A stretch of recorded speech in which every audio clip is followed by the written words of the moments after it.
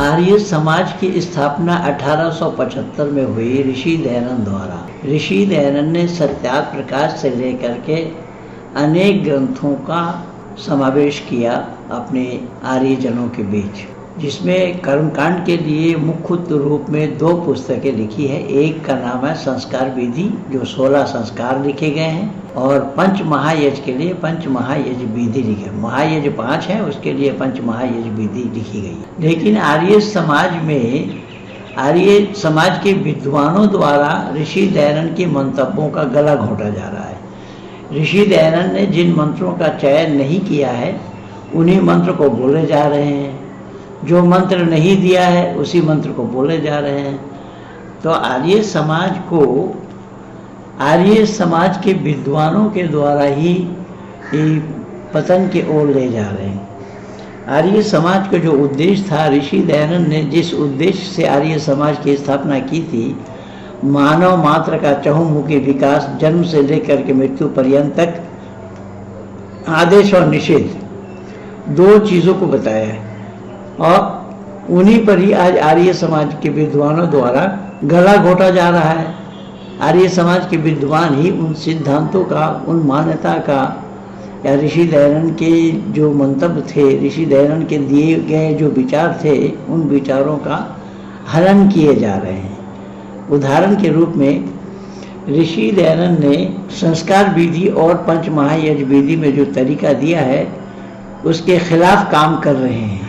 क्यों और कैसा, ये संपूर्ण आर्य जगत में यही हो रहा है। मैं एक नमूना के तौर पर, अभी मैं नेपाल में था, सबेठुआ जगह एक है जो भारत से सटा हुआ है, रक्सौल के पास। मैं वहाँ गया था तो वहाँ जो कर्मकांड को कराते हुए देखा, जो आचार्य ब्रह्मदत्त जी, जो कि बंगाल में गुरुकुल चलाते हैं, मूल रूप से बंगाली हैं, बांग्लादेश के विस्थापित हैं, और ये आंध्र प्रदेश में ही ये लोग सेटल हुए हैं, वहीं के रहने वाले हैं, लेकिन पश्चिम बंगाल में गुरुकुल चलाते हैं। तो उन्होंने जो कर्मकांड कराया है उसी संदर्भ में आप लोग सुने, वहाँ बोला क्या जा रहा है, क्या किया गया है। और ये यत्र तत्र सब जगह हो रहा है, हर सब मिल करके कर रहे हैं। जहाँ पर जो बातें नहीं है उसी को ही किए जा रहे हैं। ये एक नमूना मैं केवल आप लोगों के सामने प्रस्तुत कर रहा हूँ। करने के लिए कुछ तरीका होना चाहिए, कुछ पद्धति है उसमें। तो योगेश्वर कृष्ण ने इस संदर्भ में अपना उपदेश दिया है। पहला शब्द आया मंत्रहीनम। जिस यज्ञ में वेद मंत्रों का उच्चारण न किया जाए या वेद मंत्र से जो यज्ञ ना हो वो यज्ञ नहीं है। अर्थात लोग दुर्गा सप्तशती से यज्ञ करते हैं, कहीं चंडी पाठ सुना रहे हैं, कहीं कुछ कर रहे हैं, तो उसको मना किया। साथ ही साथ योगेश्वर कृष्ण लिख रहे हैं विधिहीनम। जो विधि के अनुसार यज्ञ ना हो वो यज्ञ भी यज्ञ नहीं है, पाप लगेगा, पाप। और ऋषि दयानंद ने जो विधि हमें दिया है उस विधि को हमें अक्षरशः फॉलो करना चाहिए, अक्षरशः उस पर अमल करना चाहिए। लेकिन जो यज्ञ आपके पास हुआ है वो सब ऋषि दयानंद के सिद्धांत के खिलाफ और विरुद्ध हुआ है। अब करें तो क्या करें? दुर्भाग्य हमारा ये है कि ऋषि दयानंद को लोग पढ़ते नहीं हैं। अपना विद्वता दर्शाने के लिए मनमानी ढंग से जहाँ जिसके मन में जो आ रहा है वही मंत्र वो बोले जा रहे हैं। और इसका विरोध मैं हैदराबाद में करके आया था इनके घर में, और भी बिहार में कई जगह मिले, मैं विरोध किया इसका। ये ऋषि दयानंद की विधि नहीं है, ऋषि दयानंद ने जो तरीका दिया है वो नहीं है। तो यज्ञ क्या है पहले इसको जानिएगा, समझिएगा।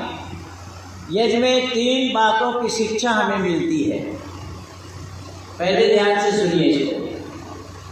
यज्ञ करने से हमें लाभ क्या है? तो यज्ञ से हमें 3 बातों की शिक्षा मिलती है। इसमें पहला शब्द है देव पूजा, अर्थात देवताओं की पूजा, और है संगतिकरण, और तीसरा है दान। देव पूजा, संगतिकरण और दान। तो देव पूजा सशक्तिकरण और दान के लिए ऋषि दयानंद ने कोई तरीका दिया है?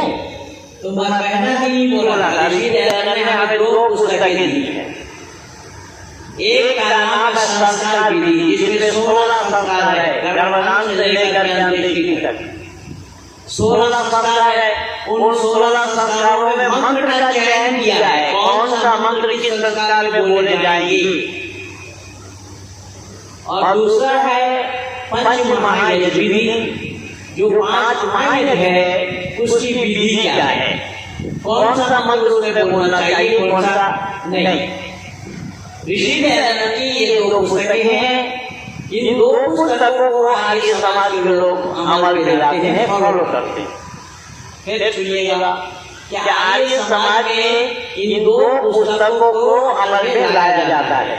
इन 2 पुस्तकों को छोड़कर और कोई पुस्तक यज्ञ करने के लिए हमारा नहीं है। लिखे तो लोगों ने, लेकिन बहुत लोगों की लिखी हुई ग्रंथ की कोई मान्यता ऋषि दयानंद की दृष्टि में नहीं है। अगर उन ग्रंथों की मान्यता हुई होती तो ऋषि दयानंद को 2 पुस्तकें लिखना नहीं पड़ता।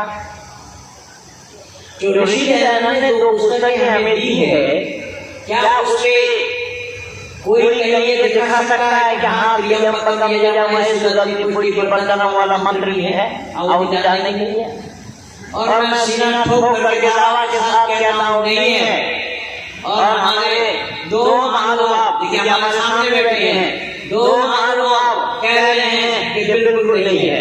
तो जब ऋषि दयानंद को वेद मंत्र नहीं आता था, क्या कौन सा मंत्र देना चाहिए ऋषि दयानंद को, ये तरीका पता नहीं था क्या? त्र्यंबकम यजामहे पूरी प्रबंधन वाला मंत्र ऋषि दयानंद नहीं जोड़ सकते कि नहीं? बिल्कुल सही नहीं रहे हैं। तो ये क्या कर रहे हैं हम क्यों अपना मित्रता दिखाना चाहते हैं, क्यों अपना मित्रता दर्शाना चाहते हैं?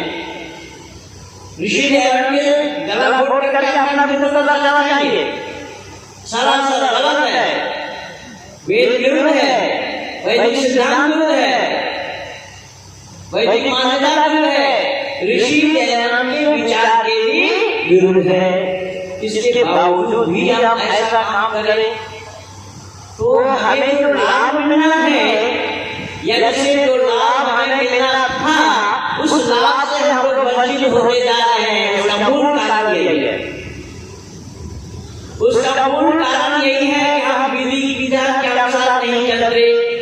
जिस मंत्र का चयन हमें किया गया है उस मंत्र को हम नहीं बोलते, हम मनमाने ढंग से मंत्र बोलते हैं, मनमाने ढंग से गीत गाया जा रहा है। यज्ञ करके वो दूसरे आम और हैं और लोग आए, क्या हम लोग यहाँ रोटी खाना नहीं आए केवल?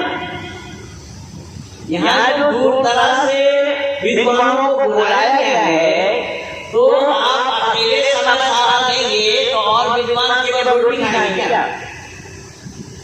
हमें बुलाया गया है हमारे विचारों को सुनने के लिए, तो हमारे विचारों को सुनने के लिए जो हमें समय मिलना चाहिए वो समय आप दे रहे हैं, तो ये हिंसा नहीं है क्या?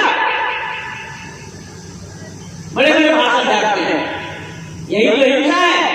और इसको मना किया ऋषि दयानंद ने, क्लास में मैं बोला था। इसलिए याद रखना, मेरे पास कोई अपना पलाया नहीं है, मेरे पास केवल सत्य और असत है। ये न समझे कोई कि अपना पलाया कोई शब्द ऋषि दयानंद के पास भी नहीं था। ऋषि दयानंद के माता पिता लाड और प्यार से उनको भी घर में पालना चाहते थे। ऋषि दयानंद को अपने माता पिता को संतुष्ट करना, खुश करना नहीं था। ऋषि दयानंद ने माता पिता के लाड और प्यार को त्याग करके निकल पड़े दुनिया में। किस लिए निकले थे? ऋषि निकले थे इसीलिए कि सच्चाई का उजागर करें, सच्चाई को जन तक पहुंचाएं, सच्चाई को लोगों के बीच में उठाकर धरें, सच्चाई की जानकारी लोगों को कराएं। और बंधुओं, इस काम के लिए आप लोगों को पता होना चाहिए, 1-2 बार नहीं, अनेक बार ऋषि दयानंद को विष के हलाहल को भी पीना पड़ा। समझ में आ रही बात? ऋषि दयानंद विष क्यों पी रहे थे? इधर सुनिए, इधर सुनिए। ऋषि दयानंद विष क्यों पिए? ऋषि दयानंद विष इसीलिए पान किया कि भले ही विष पान करना पड़े, लेकिन सत्य का उजागर मैं करके ही रहूंगा। केवल इतना नहीं बंधु, अनेक राजा महाराजाओं ने ऋषि दयानंद को लोगों को सलाह दिया। एक नरेश ने तो यहाँ तक कह दिया, स्वामी जी आप मूर्ति नहीं पूजिए, मत पूजिए, पर मूर्ति पूजा के खिलाफ मत बोलिए। ऋषि दयानंद कह रहे हैं मूर्ति पूजा के खिलाफ मैं क्यों न बोलूं, जब मूर्ति पूजा वेद में नहीं है, न से प्रतिमा आदि में बताया गया है, वेद में अक्षर नमकायम शब्द आया है परमात्मा के लिए, तो उस परमात्मा की प्रतिमा कहाँ बनी है, कैसी बनी है, कौन बताते हैं? क्या परमात्मा से बड़ा कोई है जो परमात्मा की प्रतिमा न बनाए? और परमात्मा की प्रतिमा कोई बनाएगा तो परमात्मा की विवाद होगा, लेकिन परमात्मा से बड़ा होना संभव है किसी के लिए?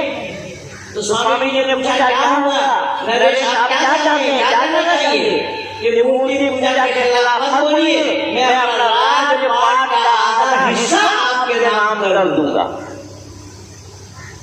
सुन रहे हैं गुरु जी, मास्टर साहब सुने, ऋषि राजपाट मैं आपके नाम कर दूंगा, आप इसके खिलाफ न बोलिए, लेकिन हमारे आचार्य, हमारे पथ प्रदर्शक, हमारे रावण, हमारे रास्ता दिखाने वाले, वो सत्य के पुजारी, वो सत्य का पूजा करने वाले, सत्य को उजागर करने वाले नरेश से क्या करें? ऐ राजन आप कितना संपत्ति मुझे देंगे, मैं तो सांस रोक करके उस राज को पार कर जाऊंगा, लेकिन जिस परमात्मा के राज में रहता हूँ भला उसे पार मैं कैसे करूंगा?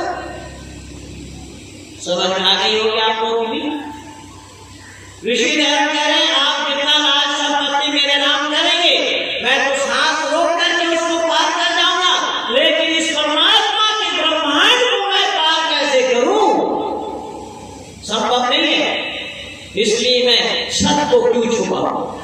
तो उस नरेश ने बोला स्वामी जी इतना बड़ा दानी आपको कोई नहीं मिलेगा, लेकिन मैं आप लोगों से विनती कर रहा हूं, आपके आचार्य, आपके पथ प्रदर्शक, आपके रबर, आपके ऋषि दयानंद क्या कह रहे हैं? ऐ नरेश इतना बड़ा त्यागी भी आपको कोई नहीं मिलेगा। समझ गए? ऋषि कह रहे हैं आप जैसा कोई दानी नहीं मिलेगा, ये तो मैं जान गया, लेकिन मेरे जैसा कोई त्यागी भी आपको नहीं मिलेगा। तो ऋषि दयानंद ने संपत्ति को ठुकराया, नरेश की संपत्ति को त्यागा, क्यों? सत्य को उजागर करने के लिए। तो क्या हमें सत्य से समझौता करना चाहिए, सत्य को छुपाना चाहिए? जो ऋषि के सिद्धांत में नहीं है उन्हीं का ही प्रतिपादन करना चाहिए, जो ऋषि के सिद्धांत के विरुद्ध है उसी को ही उजागर करें हम। ये ऋषि दयानंद का गला घोटना होगा। इसीलिए मैं दावा के साथ कह रहा हूं ये काम बिल्कुल सही नहीं है। ऋषि दयानंद ने त्र्यंबकम या कोई और मंत्र चयन नहीं किया। ऋषि दयानंद लिखते हैं अपने ग्रंथों में, अगर आपको 1,00,000 बार आहुति देनी हो, सुनिए शब्द पर ध्यान दीजिए, अगर आपको 1,00,000 बार आहुति देनी हो तो ऋषि दयानंद ने केवल 2 मंत्र का चयन किया है। क्यों बाबा जी मैं ठीक बोल रहा हूं? आपसे पूछ रहा हूं, मैं ठीक बोला? देखिए हमारे बाबू जी क्या कह रहे हैं, बिल्कुल ठीक बोल रहे हैं। ऋषि दयानंद ने केवल 2 मंत्र का चयन किया। एक गायत्री मंत्र ओम भूर्भुवस्सुः तत्सवितुर्वरेण्यं भर्गो देवस्य धीमहि धियो यो न प्रचोदयात्, और दूसरा ओम विश्वानि देव सवितुर्वरेण्यं परास्तुः यद् भद्रं तन्नः। ये 2 मंत्र का चयन किया है ऋषि दयानंद ने आहुति डालने के लिए। क्या दयानंद से बढ़ करके कौन ऐसा भाईचारा पैदा हुआ जो वेद को जानता है? दयानंद वेद को नहीं जानते थे क्या? अगर दयानंद वेद को जानते थे कोई और मंत्र का चयन उन्होंने क्यों नहीं किया?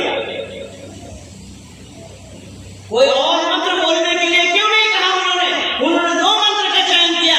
अगर आप ये तर्क लेंगे, अगर आप लोग ये कहेंगे कि साहब वेद मंत्र है तो वेद सरस्वती विद्याओं की पुस्तक है, पढ़ना पढ़ाना सुनना सुनाना सब आदमियों को परम धर्म है, तो वेद मंत्र है, बोलने में आपत्ति नहीं होनी चाहिए। गुरु जी मैं फिर आपसे विनती कर रहा हूँ, शब्द पर ध्यान देना मैं क्या बोल रहा हूँ कि अगर वेद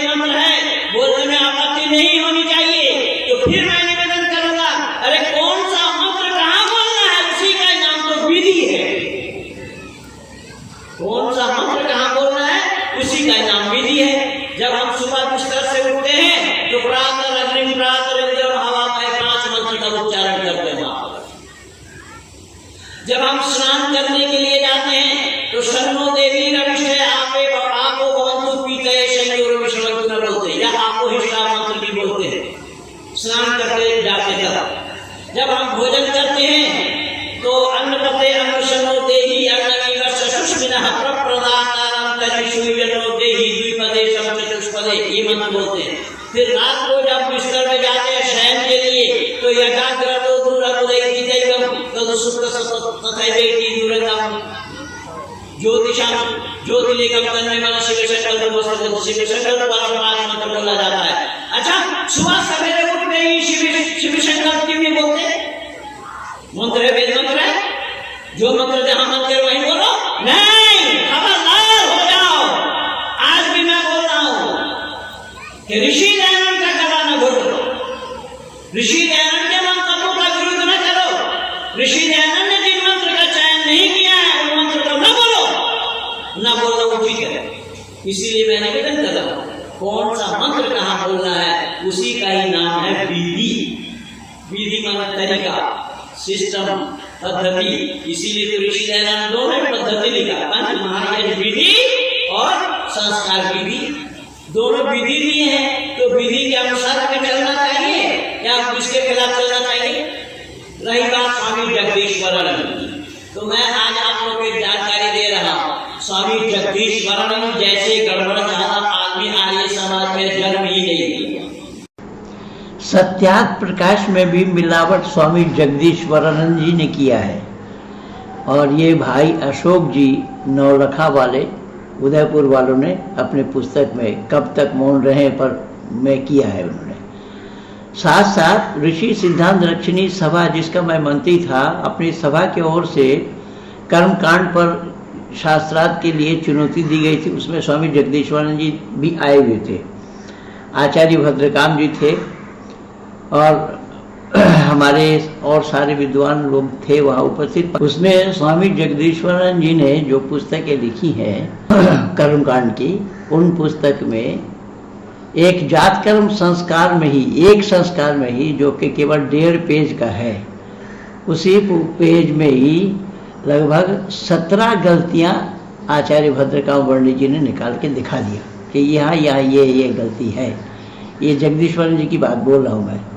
स्वामी जगदीश्वरानंद जी बहुत गड़बड़ झाला आदमी थे, ये मैं आकर के देखा हूँ आर्य समाज में।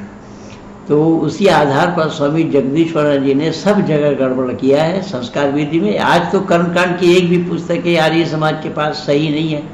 सब लोगों ने मिलकर के यही किया। ऋषि दयानंद ने 16 आहुति प्रातः 16 आहुति साय लिखा है, लेकिन 4 प्रातः काल के 4 मंत्र लिख करके बाकी साय वाला मंत्र जोड़ दिया है और सब जगह यही कर रहे हैं। और विद्वानों के पास भी इसको सोचने समझने की ताकत नहीं है, या ठीक लिखा है या बेठीक लिखा है। अगर गलत लिखा है उसको ठीक करके बोले, ऐसा भी नहीं हो रहा है। केवल प्रातः काल वाला 4 मंत्र बोला, फिर उसके बाद साय वाला जोड़ दिया, यही सब हो रहा है। यहाँ भी यही हुआ है। इसको आगे आगे सुनते जाइए और क्या हो रहा है। मैं जब 1983 देखिए बाबूजी भी समर्थन कर रहे हैं, ये मास्टर जी कह रहे हैं कि बिल्कुल सही है। जब मैं 1983 में सत्य सनातन वैदिक धर्म को स्वीकार किया, उन दिनों में ये स्वामी जगदीश्वरानंद गोविंद राम हसनन की दुकान में प्रूफ रीडिंग का काम करते थे। ये वेद के विद्वान नहीं है। भगवती लेजर प्रिंट उनके मां के नाम से प्रकाशन खोला, भगवती लेजर प्रिंट के नाम से, और 600 रुपया में दुनिया को वेद देंगे ये कह के 600 रुपया में सत्यार्थ प्रकाश बेचा। वेद किसी को भी नहीं दिया। ये इतने मक्कार थे।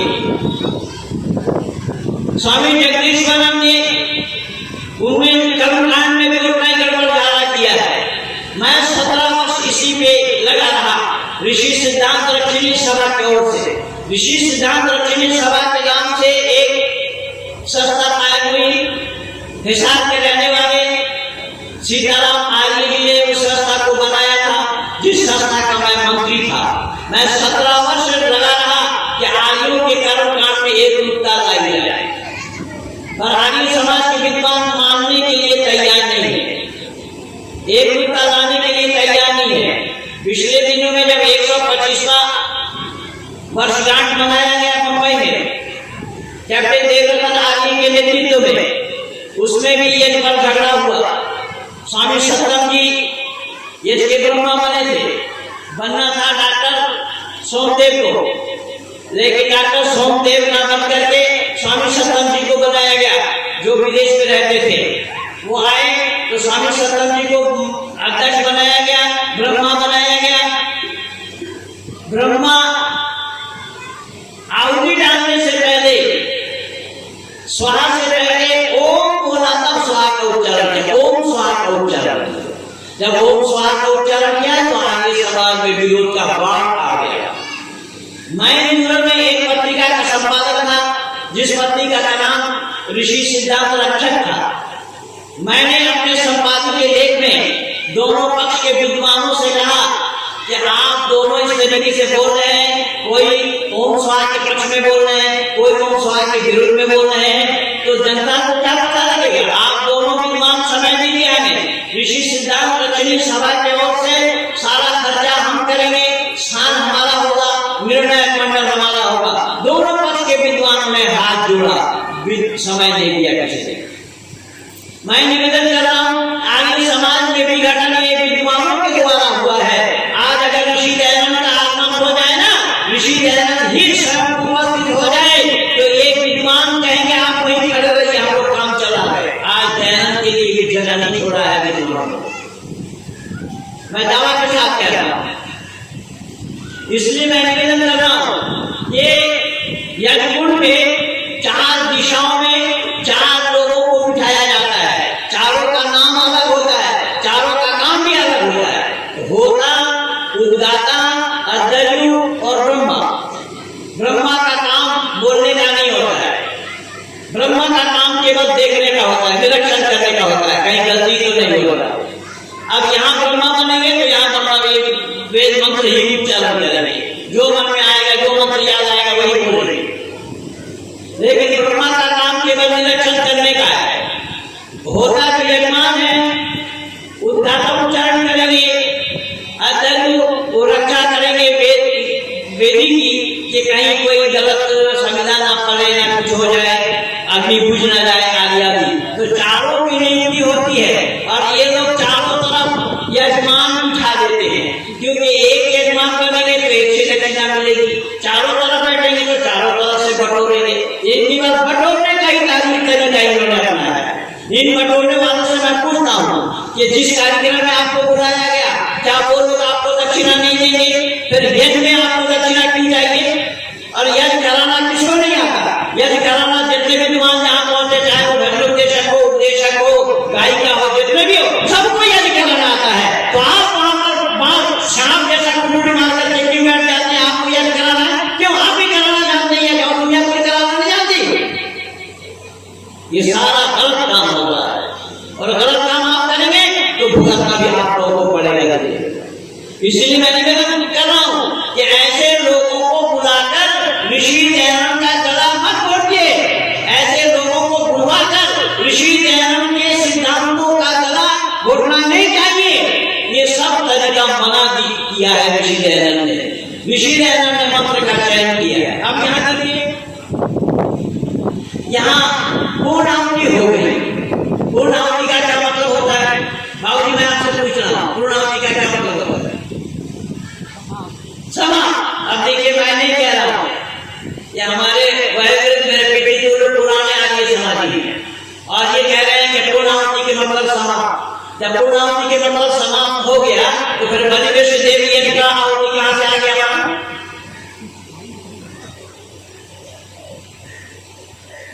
मैं निवेदन कर रहा हूँ, सब गला भूला जा रहा है वैदिक सिद्धांत का। ऋषि दयानंद की मान्यता की हत्या हो रही है और यहाँ सब दर्शक बनकर बैठे हुए हैं और हमारे सफेदा किया नहीं बढ़ियारी वाले वो पंडित जी वो फिर सबका कलवा मान रहे हैं। वहां बैठे कलवा मानने के लिए हमारे यहाँ नहीं है, कलवा मानने के लिए ऋषि दयानंद ने कहीं भी नहीं बोला है।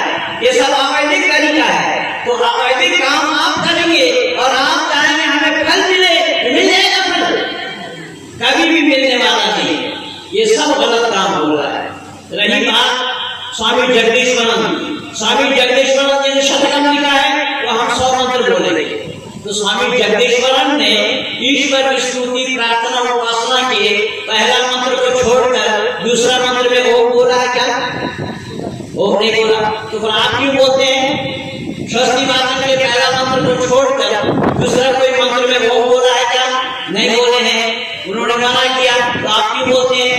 शांतिकरण के एक मंत्र को पहला मंत्र को छोड़कर कहीं भी ओम का उच्चारण नहीं हुआ, आप क्यों बोलते हैं? तो कौन सा तरीका आपका है? कौन सी मान्यता आपकी है? आप क्या मानते हैं? आप तो के मुरब्बा हैं। गंगा गए गंगादास, जमुना गए जमुनादास। जमुनादास और गंगादास तुम्हारी बात ऋषि दयानंद के नजदीक चलने वाली नहीं है। ऋषि दयानंद, उन ऋषि दयानंद के काल में ऐसे ही गंगादास और जमुनादास बहुत सारे थे। ऋषि दयानंद ने विश्वव्यापी करके कहा कि गंगादास जमुनादास को मैं चलने नहीं दूंगा, मैं सहन नहीं करूंगा। ऋषि दयानंद ने एक सत्य परंपरा हम आर्य समाजियों को दिया है, जो जिसमें देव पूजा बताया गया, देवताओं की पूजा। तो देवताओं की पूजा क्या है? तो अग्निर्वयी देवता नाम मुख। अग्नि सभी देवताओं का मुख है। एक अग्निदेव के पूजने से सभी देवताओं का पूजा हो जाता है। कहते देखिए एक अग्निदेव के पूजने से सभी देवताओं का पूजा हो जाता है। इसीलिए अग्निर्वयी देवा नाम मुख बोला गया है। दुनिया वाले देवी देवता को खिलाते हैं जिनमें खाने की क्षमता नहीं है, लोग उनको खिलाते हैं। लेकिन अग्निदेव, उनमें खाने की क्षमता है। क्विंटल के क्विंटल आप डालिए सामग्री, क्विंटल के क्विंटल डालिए घी, अग्निदेव सब खा जाएगी। खा के बंधु माता आप लोगों को भी समझना चाहिए, अग्निदेव को आप खिलाएंगे, अग्निदेव खा के अपने पास रखेगी नहीं, वो फौरन आप लोग उसके शक्ति कई हजार गुना बढ़ा करके फौरन आपको लौटा देंगे। आप बोलेंगे कैसा? अभी आप लोगों ने समय यज्ञ किया, उस यज्ञ में अभी भी अग्नि है, एक लाल मिर्च डाल दीजिए तो पता लगेगा। अग्नि का गुण का पता लगेगा कि लाल मिर्च डालने से क्या होगा। यहाँ मन में बैठना दुश्वार हो जाएगा। अब प्रदीप जी मेरे से कहेंगे, पंडित जी आज आपको यही काम मिला था अग्नि जलाने का, आप लोग भी परेशान होंगे। इसलिए अग्नि में जो डालने का है घी, सामग्री, समिधा आदि पौष्टिक पदार्थ, उन पौष्टिक पदार्थों को अग्नि अपने अंदर में समेट कर उसकी शक्ति कई हजार गुना बढ़ा करके वायुमंडल के माध्यम से प्राणी मात्र को बांट देती है। इसीलिए विश्व का कल्याण इसी यज्ञ के द्वारा ही हुआ करता है। प्राणी मात्र को, क्योंकि जो अकेला खाता है वो पाप खाता है। इसीलिए वेद में आया केवलामी, जो अकेला खाता है वो पाप खाता है। हम बांट करके खाते हैं, इसीलिए अग्निदेव को खिलाने से सभी देवताओं का खाना हो जाए। इसका मैं और एक प्रमाण दे रहा हूं। प्रमाण के तौर पर आप ये जानिए कि एक बताशा है आपके पास और आप पूरे गांव वालों को बांटना चाहते हैं। यद्यपि हम बाबू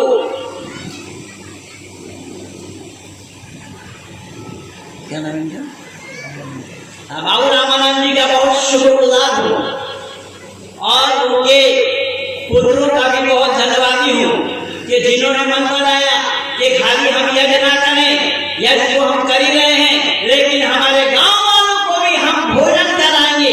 एक दिन भोजन कराया फिर भी मन नहीं भरा, बोले पंडित जी फिर भोजन कराएंगे। कि गांव वालों को भोजन हम इसलिए कराएंगे कि परमपिता परमात्मा की ऐसी मनोकामना है, मेरे पास भोजन कराने की क्षमता है, हमारे में कोई कमी नहीं आएगी। यही निष्काम भाव, इसी का नाम यज्ञ है।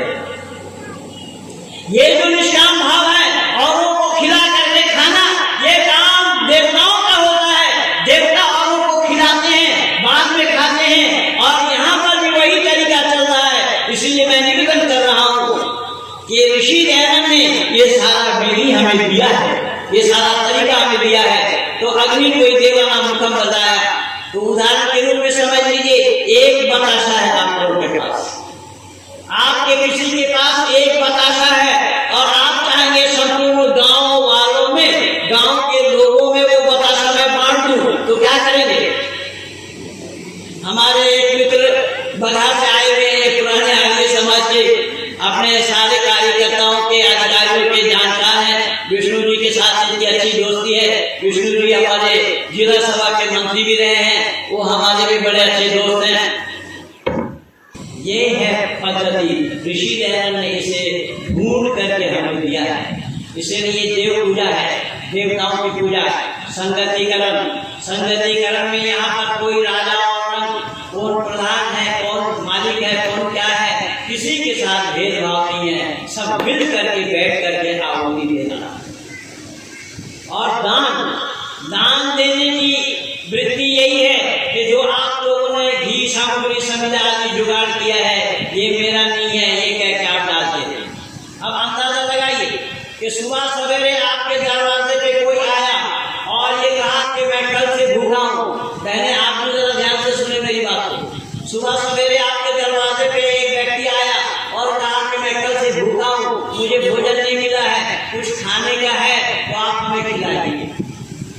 आपने उसको खाना खिलाया, बड़ा संतुष्ट हुआ, वो तृप्त होकर के वो ढेर सारा आशीर्वाद आपको देने लगा। क्या है परमात्मा, ऐसे परिवार ने मुझे भोजन कराया है, ये परिवार खूब फले फूले। ये बोलेंगे या नहीं बोलेंगे? आप लोगों के लिए ही मैं बोल रहा हूँ। आप लोग आपस में बात करेंगे तो बात बनेगी नहीं। तो यदि 3-4 माइक है यहाँ पर, बात करना हो किसी को, मैं दे सकता हूँ। मैंने निवेदन किया कि वो व्यक्ति ढेर सारा आशीर्वाद आपको दिया और आपके दरबार से चला गया। 1 सप्ताह के बाद जब आपने देखा कि वही आदमी जो 1 सप्ताह पहले जिसको भोजन कराया था, वो हमारे दरवाजे के सामने से निकल रहा है, तो आप क्या सोचेंगे? अरे ये तो वही आदमी है जिसको 1 सप्ताह पहले मैं भोजन कराया था। ये गर्व है, घमंड है। अगर आपने ऐसे सोचा, आपके मन में आए कि अगर ऐसी बात आई तो इसको मैंने एक बार भोजन कराया तो ये गर्व होगा, घमंड होगा। तो ऋषि दयानंद कह रहे हैं कि घमंड को मिटाने के लिए जो यज्ञ करने की तरीका बताई गई है, ऋषि मुनियों ने यज्ञ करने का तरीका यही बताया है, लेकिन घमंड नहीं चलेगा। ठीक इसी प्रकार से आपके दरवाजे पे कोई आया, इस लड़की आपके दरवाजे पे कोई आया जिसके तन में जरा सा नहीं है, उसने कहा कि सर्दी का मौसम है, मेरे तन में कपड़ा नहीं है, कोई कपड़ा आपके पास हो तो आप हमें पहनाइए। आपने कपड़ा पहनाया, ढेर सारा आशीर्वाद दिया, फिर चला गया। कुछ दिनों के बाद आपने देखा आपका ही दिया हुआ कपड़ा पहनकर वो गुजर रहा है, तो आप ये सोचेंगे ये कपड़ा मेरा ही दिया हुआ है। ये भी गर्व है, घमंड है। तो यहाँ ऋषि मुनियों ने क्या कहा कि इसी तरीके से आपने अगर किसी को दिया तो ये माना ये हमारा है, लेकिन यज्ञ में जो आहुति आप सब डाले हैं, सबके हाथ से आहुति पड़ी है, सबके घर से आया हुआ होगा सामान, इसीलिए यज्ञ बचाया जहाँ गया है। यज्ञ करने के लिए अगर आप जा रहे हैं, अपने हाथ से, अपने घर से खाली हाथ न जाइए, कुछ न कुछ सामान जरूर ले जाइए। चाहे वो एक ही समिधा की लकड़ी हो, एक ही जौ का दाना हो, एक घी क्यों न हो, अपने घर से लेकर के आइए और आहुति डालिए यज्ञकुंड में।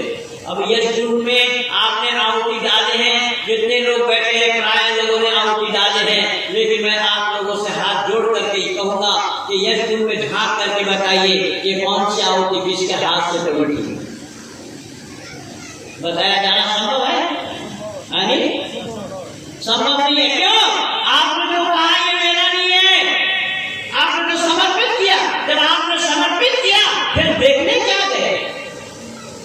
जब आपने कहा ये मेरा नहीं है, फिर आप मेरा कौन सा है ये देखने गए, तो ये गलत हुआ या नहीं हुआ? इसीलिए ऋषियों ने कहा ये तरीका ऐसा चलने वाला नहीं है, अपने को समर्पित करना सीखो। इसीलिए योगेश्वर कृष्ण ने भी यही उपदेश दिया, महापुरुषों का दासना, फल की आशा न रखते हुए काम करो। यहाँ अगर हम काम करेंगे कि हमें कुछ मिले, फल मिले, दक्षिणा मिले, तो फिर कोई यज्ञ नहीं है। आपने स्वेच्छा से यज्ञ नहीं किया, आपने यज्ञ किया कि आज अंतिम आहुति है, अंतिम दिन है, हमें लोग दक्षिणा देंगे, तो दक्षिणा पकड़ने के लिए किया है आपने। उद्देश्य क्या आपका? भाई जो समाज ने आपको बोला है, समाज वाले को दक्षिणा देंगे, उस यज्ञ में दक्षिणा पकड़ने का क्या उद्देश्य है? बल्कि मैंने अपना नियम बनाया, मैं जहाँ यज्ञ कराता हूँ, जितना दक्षिणा वहाँ उपस्थित होता है, हाजिर होता है, वो सब समाज के कोष में देता हूँ। वो सब समाज के कोष में जाना चाहिए, क्योंकि विद्वान जो आए, विद्वान को दक्षिणा नहीं मिलेगा। वो यज्ञ में बैठ करके दक्षिणा क्यों ले रहे हैं? यज्ञ करना तो केवल उनको नहीं आता, सभी विद्वानों को यज्ञ कराना आता है। तो करके क्यों बैठ जाते हैं घेर करके मंच और मनमानी तरीके से आप यज्ञ करते हैं, न सिद्धांत का पता और न ऋषि दयानंद के मंतव्यों का ज्ञान, तो इसको गलत हो रहा है। देव पूजा संगतिकरण दान, इसी का ही नाम दान है। महाफलेषु कदाचन, योगेश्वर कृष्ण ने यही बोला, निष्काम भाव से दान करो, यानी दाहिना हाथ से दान करो तो बायां हाथ से पता भी न चलने पाए। यह है दान की प्रक्रिया। इसीलिए यज्ञ करना हमें जानना पड़ेगा। यज्ञ का तरीका ऋषि दयानंद ने जो दिया है उसको भी जानना पड़ेगा। उससे जाने बगैर यज्ञ किया जाना संभव नहीं होगा। इसीलिए मैं बार बार आप लोगों से यही निवेदन करूंगा, बार बार यही कहूंगा कि हमें कहीं से खोज करके लाना पड़ेगा, नहीं कहीं से ढूंढ करके लाना नहीं है। ऋषि दयानंद ने सारा खजाना हमें दिया, ऋषि दयानंद ने सब खोज करके हमें दिया है। ऋषि दयानंद ने एक एक मंत्र को विस्तार रूप से दिया है कि इस कर्मकांड में ये मंत्र का चयन है, इस कर्मकांड में इस मंत्र का चयन है। इस तरीके से सब मंत्रों का चयन किया है। ऋषि दयानंद ने सभी संस्कारों का महायज्ञों के लिए मंत्र का चयन किया है और उन चयन किए हुए मंत्रों में ऋषि दयानंद ने ना तो चतुर्वेद शतकम की चर्चा की और ना कोई पारायण यज्ञ की चर्चा की। ऋषि दयानंद ने ये बताया है, अगर अनेक बार आहुति देनी हो, एकाधिक बार आहुति देनी हो, तो केवल गायत्री मंत्र और विश्वानी देव, ये दो मंत्र का ही उल्लेख किया है। क्या ऋषि दयानंद ये नहीं जानते थे कि यजुर्वेद पारायण होना चाहिए? जिस यजुर्वेद पारायण यज्ञ करवा रहे हैं लोग, इन अकल के दुश्मनों को भी ये पता नहीं है, जिसमें अंत्येष्टि प्रकरण के सारे मंत्र लिखे हुए हैं और अंत्येष्टि प्रकरण में जो बोले जाते हैं, ये सामान्य यज्ञ में ही वही मंत्र बोल रहे हैं। ये कितने बड़े अकल के दुश्मन हैं। और जो जहाँ तक यजुर्वेद या चतुर्वेद शतकम है, ये जगदीश्वरन जी की दिमाग की उपज है। जगदीश्वरन ने इतना गड़बड़ झाला किया है संपूर्ण आर्य जगत में, मैं क्या बताऊँ। मैं बहुत नज़दीक से देखा, जाना, परखा इन सब लोगों को। तो ये सारा अनर्थ काम हो रहा है, सारा गलत काम हो रहा है, ऋषि दयानंद के सिद्धांतों का विरोध काम हो रहा है। और ये पारायण यज्ञ नहीं है, इससे पहले भी मैं एक वीडियो बना करके दिया था आप लोगों को, उसमें भी आप लोगों ने देखा होगा। जो यजुर्वेद पारायण यज्ञ करते हैं विशेष करके, उसमें तो अंत्येष्टि प्रकरण है और उसी यज्ञ में ही उसकी आहुति डाल रहे हैं। ये पारायण यज्ञ ऋषि दयानंद के विचारों से नहीं है, कहीं ऋषि दयानंद के सिद्धांत के विरुद्ध है। उदाहरण के रूप में मैं सत्यार्थ प्रकाश से ऋषि दयानंद की तीसरे समोल्लास से एक छोटा सा वक्तव्य उठा करके दे रहा हूँ। इसी संदर्भ में ही ऋषि दयानंद लिखा है कि अगर एकाधिक बार आहुति देनी हो तो उसमें दो मंत्र का ही चयन हुआ है, जो गायत्री मंत्र और विश्वानी देव। वो मैं ऋषि दयानंद की लिखी हुई वाक्य को सत्यार्थ प्रकाश के तीसरा समोल्लास में क्या लिखा है वो मैं आप लोगों के सामने उजागर कर रहा हूँ। तो ये पारायण यज्ञ महापाप है। मैं दावा के साथ कह रहा हूँ, ऋषि दयानंद की विधि ये नहीं है, चाहे वो कहीं भी हो। मैं बहुत लोगों को देखा, ये पारायण ये यत्र तत्र यहाँ कर रहे हैं, वहाँ कर रहे हैं, यहाँ हो रहा है, वहाँ हो रहा है। ये सब वेद विरुद्ध हो रहा है। ऋषि दयानंद के मंतव्यों का गला घोटा जा रहा है। ऋषि दयानंद के विचारों की हत्या हो रही है, विघटन हो रहा है आर्य समाज में। और आर्य समाज का पीछे हटने का केवल और केवल यही कारण है, ना पनपने का केवल यही कारण है कि आज आर्य समाज की स्थापना के बाद न मालूम कितनी संगठन बने हैं, कितनी संगठन बने और कितने आगे चले गए हैं। वहाँ देखिए इस्कॉन का जन्म कब हुआ, इस्कॉन वालों का संपूर्ण विश्व में उसका काम है। आरएसएस का जन्म कब हुआ, संपूर्ण विश्व में उसका काम है। और भी ये मथुआ संप्रदाय वालों का जन्म कब हुआ, वहाँ संपूर्ण विश्व में काम। अब अमेरिका में उसका सम्मेलन हो रहा है।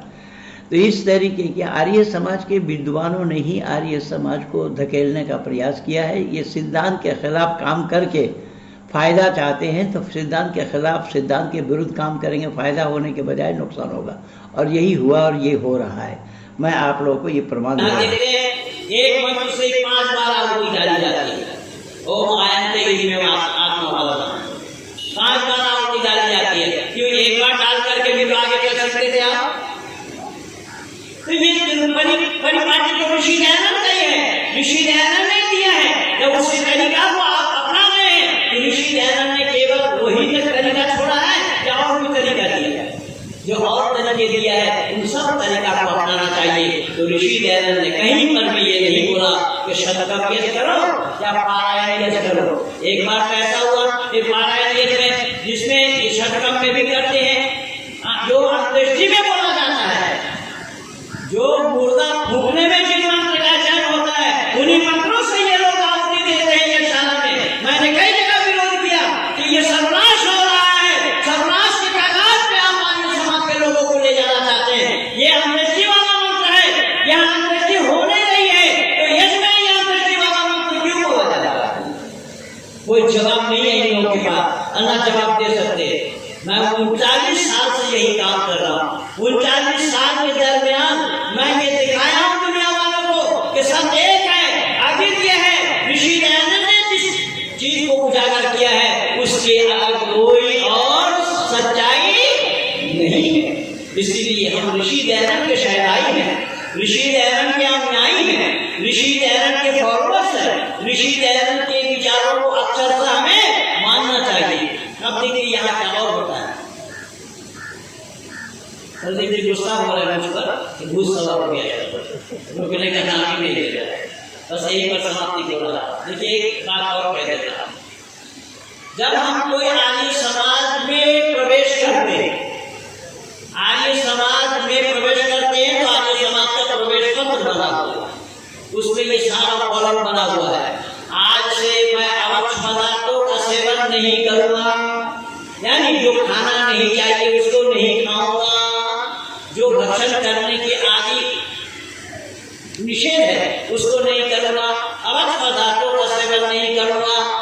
आज से मैं ऋषि दयानंद के अनुयायी बना, आज से मैं ऋषि दयानंद के ग्रंथों को अक्षरशः मानूंगा, ऋषि दयानंद को फॉलो करूंगा, ऋषि दयानंद की विचारधारा को मानूंगा। तो सारा काम आपने तो वही स्वीकृति दे करके ही आर्य समाज में प्रवेश किया। तो आर्य समाज को मानूंगा, ऋषि दयानंद के ग्रंथों को मानूंगा, फिर ऋषि दयानंद के ग्रंथों का जो गला घोट रहे हैं ये क्या हो रहा है? इसलिए मैं जो आर्य समाजियों को पाया, मैं आप लोगों से भी बोल रहा हूँ, मैं जो आर्य समाज को पाया क्योंकि मैं आया है दूसरे किसी और संप्रदाय से, इसीलिए मैं बहुत पहले दृष्टि से आर्य समाज को देखा, आर्य समाजियों को जानने का, पहचानने का प्रयास किया। ये आर्य समाज के लोग बड़े धूर्त हैं। कैसी इनकी धूर्ता है देखिएगा। यज्ञ के बाद ऋषि दयानंद ने महावामदेव गान के लिए लिखा है, ये महावामदेव गान होना चाहिए। महावामदेव गान नहीं होता है, और ऋषि दयानंद के काल में जो नहीं था, ऋषि दयानंद ने जिसे नहीं बोला, ऋषि दयानंद ने जिसे नहीं सुना उसे ही बोलते हैं। और उसमें बोलते क्या करेगा? यज्ञ रूप प्रभु हमारे भाव उज्ज्वल कीजिए, छोड़ने में छल कपट को मानसिक बल दीजिए। छोड़ देने अपने लिए नहीं है, वो दूसरे को दिखाकर बोला, वो छल कपट छोड़ दिया, क्यों बोल रहा है? ये दूसरे के लिए बोल रहा है छल कपट को छोड़े, क्यों? कई विद्वानों ने मेरे से भी सवाल किया, मेरा इंटरनेट है, बहुत बड़ा इंटरनेट है, कई बार लोग सवाल पूछते हैं कि पंडित जी छल कपट आप बोल रहे हैं, ये छोड़ देवे कह रहे हैं, तो अभी तक ये बोलते आए हैं, इतने दिन से बोल रहे हैं, तो छल कपट छूटा क्यों नहीं? मैंने कहा कि साहब यही तो परेशानी है। आर्य समाज में जब वो प्रवेश किया वो तो सारा गलत काम छोड़ करके आया। वो तो बोला मैं अवक्ष पदार्थों का सेवन नहीं करूंगा, सदाचार जीवन यापन करूंगा, ये सारा तो वादा किया। एक ही बचा हुआ उसके पास, वो है छल कपट, और उसी को छुड़ाने में आप लगे हो तो छल कपट हमसे छूट जाएगा, उनके पास रहेगा क्या? ये छल कपट के बेस पे काम कर रहे हैं, छल कपट को लिए काम कर रहे हैं, और कहते हैं परमात्मा से छोड़ दे वे छल कपट को, छल कपट से जुड़ा नहीं। ये छली और कपटी एक नंबर के हैं, छली और कपटी मैं दिखा भी रहा हूँ, कहाँ छल ऐसा और कहाँ कपट ऐसा। फिर आगे क्या बोलते हैं? वेद की बोली विचारे सत्य को धारण करे और सत्य के नजदीक भी ले आए, सत्य के नजदीक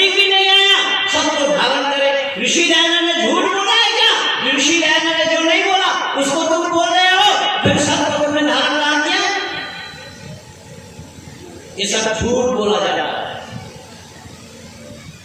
छोड़ देवे छल कपट को, मानसिक गलती दिए, वेद की बोलनी चाहे सत्य को धारण करे, हर्ष में हो मन सारे, शोक सागर से करे, ये सब के लिए हो रहा है। तो अपना दक्षिणा बटोरने का कार्यक्रम क्या चल रहा है? तो ये सब अनर्थ हो रहा है। इसीलिए बंधु, मैं दावा के साथ कह रहा हूँ कि ऋषिवर देव दयानंद का आगमन अगर न हुआ होता, ना मैं होता और ना आप होते। मुझे भी महजिद वाला आगे बड़ा भी आप नहीं सकते थे। मैं दावा के साथ कह रहा हूँ, ये मेहरबानी केवल ऋषि दयानंद की है कि ऋषि दयानंद के सच्चात प्रकाश को पढ़ करके महजिद वाला आगे दयानंद ही को दयानंद बन नहीं पा रहे। ये दयानंद कामयाब होकर भी दयानंद नहीं बन पा रहे हैं। इससे दुख और अफसोस की बात मिल नहीं, क्या हो रहा? मैं भी सच्चाई को देख करके आया, मैं तो सच्चाई को जान करके आया, लेकिन यहाँ आकर के हम क्या देख रहे हैं? ये सारा काम उल्टा हो रहा है। सारा काम उल्टा होने के कारण आज ऋषि दयानंद के लिए भी लोगों ने जगह खाली नहीं छोड़ी। इसीलिए मैं बोला ना कि दयानंद का आगमन अगर हो जाए, ये सब मिल करके कहेंगे स्वामी जी आप वहीं खड़े रहिए, हम लोग काम चल रहा है। इसीलिए बंधु, मैं अंतिम समय इतना कहूँगा कि वफा के राह में क्या क्या रंग हम गुजरे, इधर से कोई न गुजरा, उधर से दयानंद अकेले गुजरे। समझ नहीं पाया ना कि समझा। इस दुनियादारी में बहुत सारे लोगों का आगमन हुआ, बहुत सारे पथदर्शक आए, बहुत सारे रहबर आए, बहुत सारे पैगंबरों का भी आगमन हुआ। सबने अपना अपना ताल ठोका है। क्या बोला मैंने? सबने अपना अपना ताल ठोका है। लेकिन ऋषि दयानंद जी ने कहा कि वफा के राह में क्या क्या रंग गम गुजरे, बहुत सारा दुख और मुसीबतों को झेला, लेकिन ऋषि दयानंद ही एक ऐसे आए जिधर से कोई न गुजरा, उधर से दयानंद अकेले गुजरे। जिस रास्ते से कोई नहीं गया, कोई नहीं निकला, उसी रास्ते से दयानंद अकेले निकले हैं। इसीलिए मैं आप लोगों से विनती करूंगा कि हम और आप दयानंद के अनुयायी हैं, दयानंद के शहदाई हैं, दयानंद के बताए हुए रास्ते पे हम चलने वालों में से हैं। दयानंद के मंतव्यों का हम गला ना तोड़े। दयानंद के मंतव्यों को उजागर करते हुए हम अगर ऋषि दयानंद के विचारधारा को जन जन तक पहुंचाने का प्रयास करेंगे, तभी विश्व का कल्याण होगा। इन्हीं शब्दों के साथ मेहरबानी हो, यही मर्जी देना।